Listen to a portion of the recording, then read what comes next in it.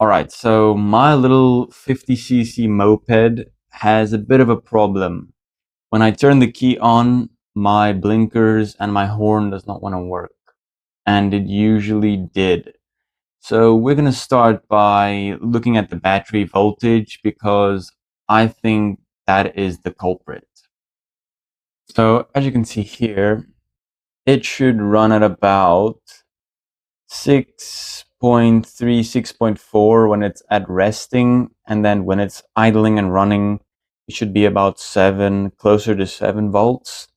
And that's the thing we're going to test today. If it is actually resting at 6.3 volts, because after turning the key and none of the lights working, I don't think it is.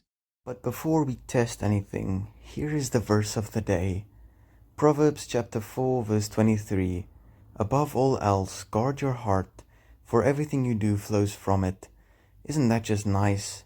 Everything you do is a reflection of your heart. So be good and nice to everybody.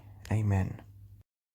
So this is where my battery and all my electrics sit, right under this little plate. And this is actually a modified Honda NC50.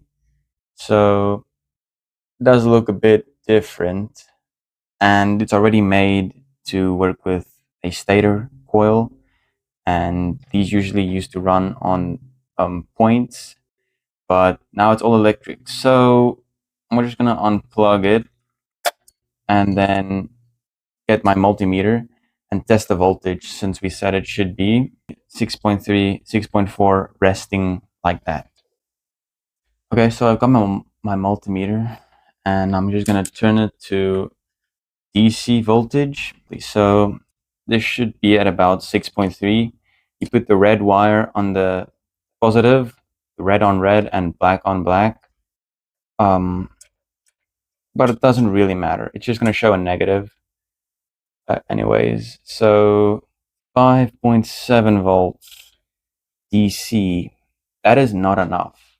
It should be at 6.3 to 6.4. So that is why I think the battery is definitely the culprit here. And just to show you, if you do it the other way around, it's like just gonna show a negative number, but it's still gonna be 5.7. So let me just get it. Still gonna be 5.7, just negative, so that doesn't really matter. But don't get confused by that. It's as easy as that. And now we know the battery's a culprit, so I'll need to get a new one. Thank you for coming along and helping me.